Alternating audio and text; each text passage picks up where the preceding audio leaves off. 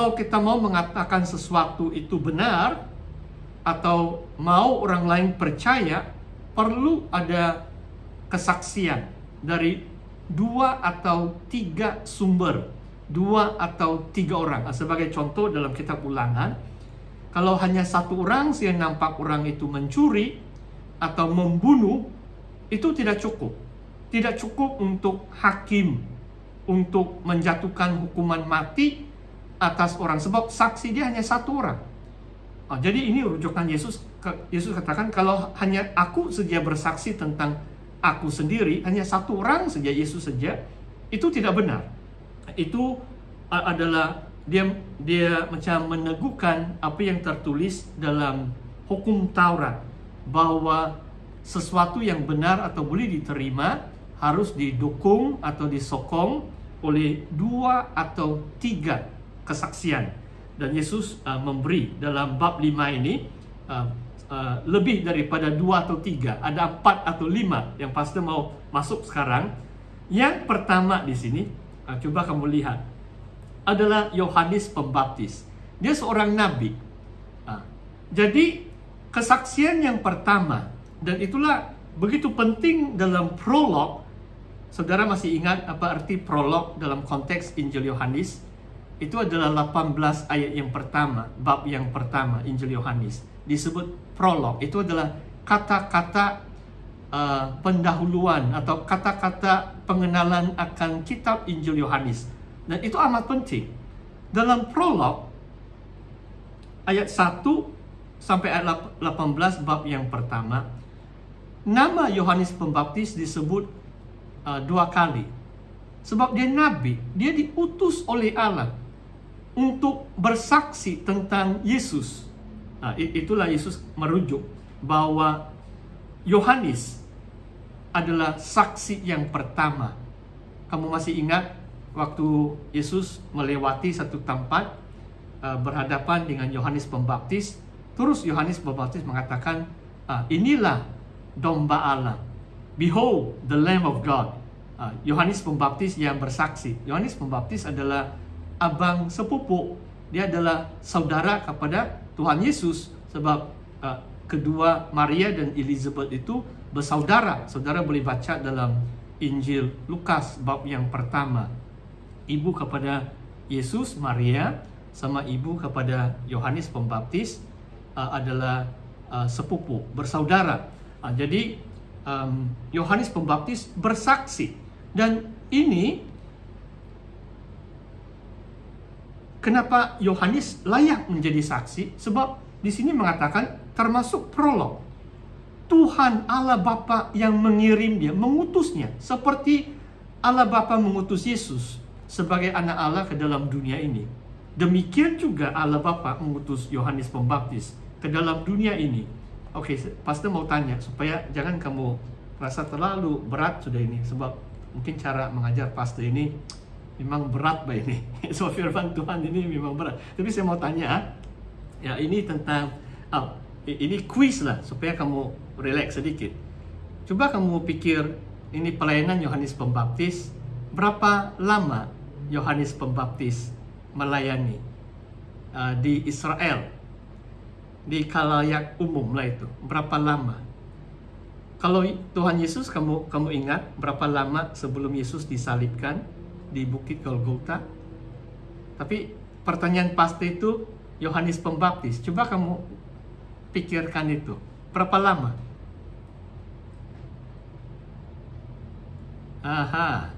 Ada yang dapat menjawab?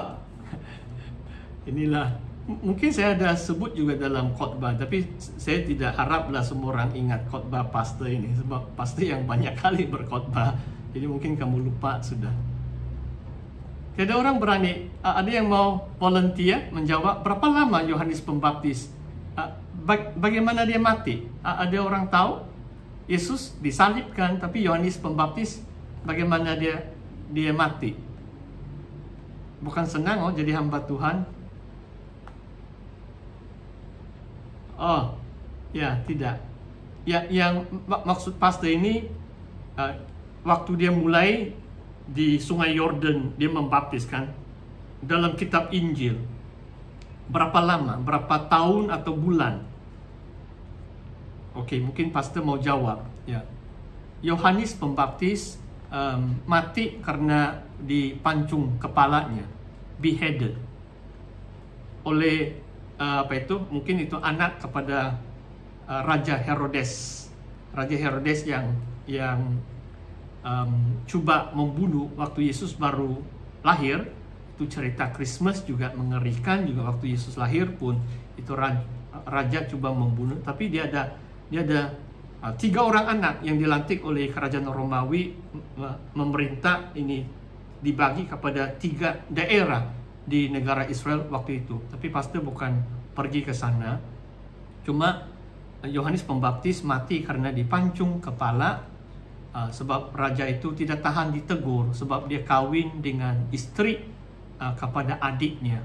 Jadi tidak boleh mengawini perempuan yang pernah jadi istri kepada saudaramu. Itu macam 2 kali berdosa. Kawin perempuan cerai pun sudah melanggar hukum Taurat, apalagi kawin dengan istri kepada saudaramu sendiri. Ini kamu coba, kamu ingat, sebab ini semua dalam firman Tuhan. Oke, pasti jawab soalan tadi adalah tidak sampai 1 tahun.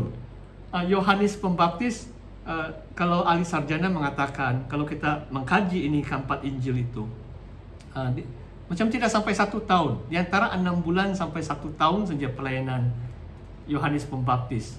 Dan dia terus kena tangkap, masuk penjara, dan kemudian dijatuhkan hukuman mati karena pancung kepalanya. Jadi itu kesaksian yang pertama. Coba kamu lihat ayat 33. Saya harap kamu ada membawa kitab kamu dalam Google Meet ini.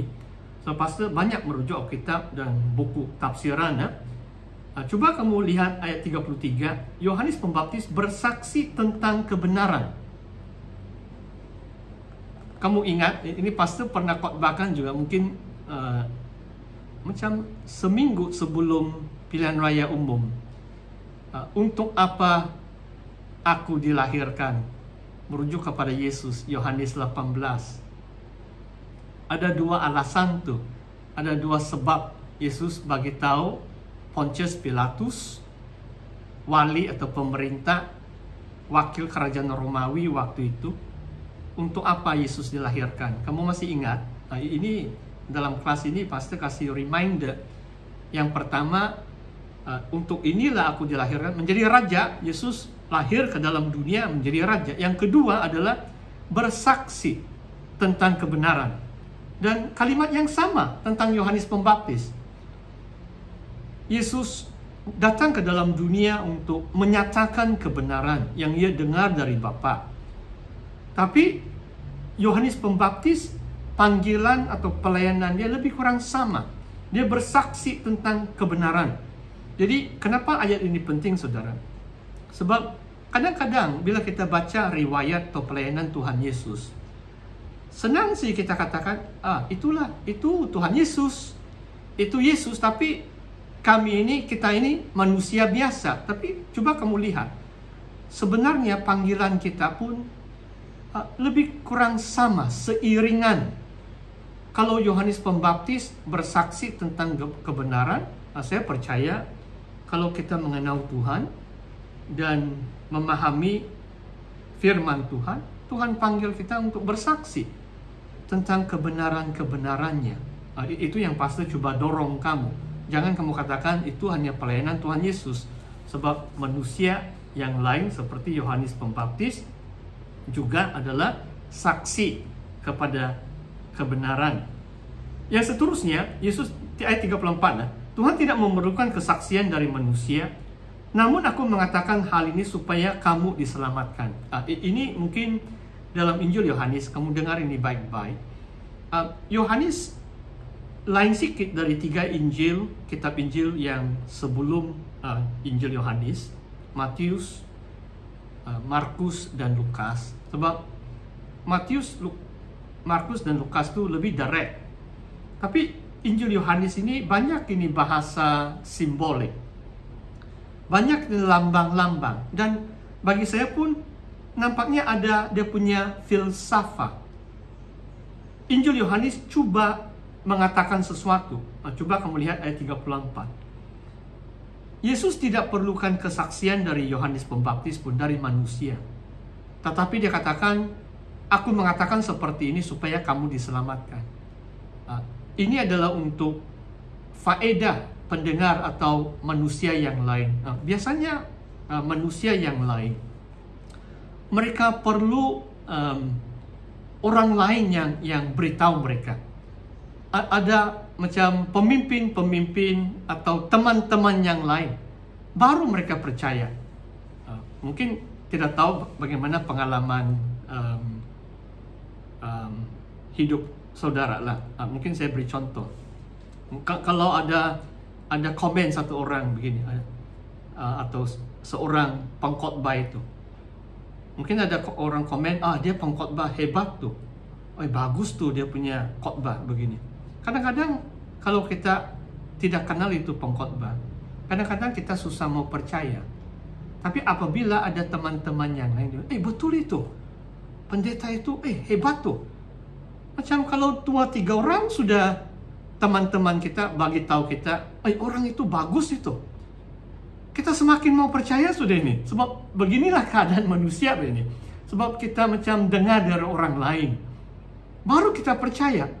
Kadang-kadang kita satu orang, penilaian atau penghakiman kita itu belum begitu 100% kita yakin dengan penilaian kita.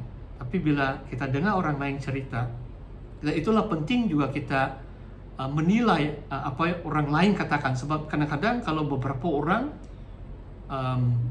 nasihat mereka pun tidak baik, nanti kita tersesat kan. Itulah penting kita ada penilaian yang baik. Oke, mungkin pastor berhenti sebab saya takut kamu, sebab ada bahagian yang lain sudah ini. Bagaimana, ada pertanyaan kamu atau tidak? Setakat ini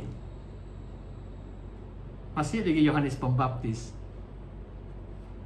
Kamu boleh ikutkan apa yang pastor coba sampaikan? Kenapa kesaksian manusia itu pun penting? Sebab kita ini manusia, kadang-kadang kita perlu orang lain yang bersaksi. Itu bagus begini, atau itu tidak bagus. Baru kita percaya. Sebab inilah kebiasaan manusia. Psikologi dia memang begitu. Pengalaman kita hidup di dunia ini memang begitu. Macam kamu diam-diam saja. Belum ada soalan ya Edward, Ivan, mana satu kamu? Pastor teruskan. Ini menarik nih ayat 35. Yohanes Pembaptis ini adalah pelita yang menyala dan bercahaya. Dan pastor, ini pelita ini sebenarnya dalam bahasa Yunani dia ada juga dalam muka surat 95, kamu boleh lihat. Sebenarnya ini adalah menorah, yang dalam bahasa Yunani dia adalah lognos, ayat yang ke-6 dalam buku tafsiran muka surat 95. Nah, pastor ada bawa supaya kamu ingat. Coba boleh tengok, boleh nampak. Inilah menorah dia. Cantik kayak ini. Boleh? Kan? Coba kamu lihat. Ini yang disebut Yohanes Pembaptis adalah pelita seperti ini. Bukan hanya satu lilin. Nah, ini begini. Ya. Dan mungkin saya tidak tahu saya pernah beritahu kamu atau tidak. Ini seorang kawan pastor ini beli untuk saya bila dia melawat Yerusalem. Saya belum lagi pergi di Jerusalem. Nanti mungkin hari Minggu ini pun saya mau bawa, saya mau sambung suratan Efesus. Tapi saya mau coba kamu ingat lah. Ada 7 ini cabang dia ini. Saya mau jelaskan ini menorah. Kaki dian, pelita. 1, 2, 3, 4, 5, 6, 7. Tapi 4 dia adalah tengah-tengah. Coba tengok 1 dan 7 ini bersambung ini. Kalau kamu tuang itu minyak zaitun 1 di tepi dia, semua ini kena isi ini. Ini corot dia. Ini ada corot. Dia boleh isi minyak zaitun. Nanti di sini ada, kamu boleh menyala itu obor. Ini pelita lah. Ini memberi cahaya di bait suci yang dibangunkan oleh Raja Salomo. Ada 10 menorah seperti ini dalam bait suci Allah yang pertama. Dan Yesus mengatakan Yohanes Pembaptis seperti ini. Dan ada 2 kata kerja di sini. Satu adalah dia menyala atau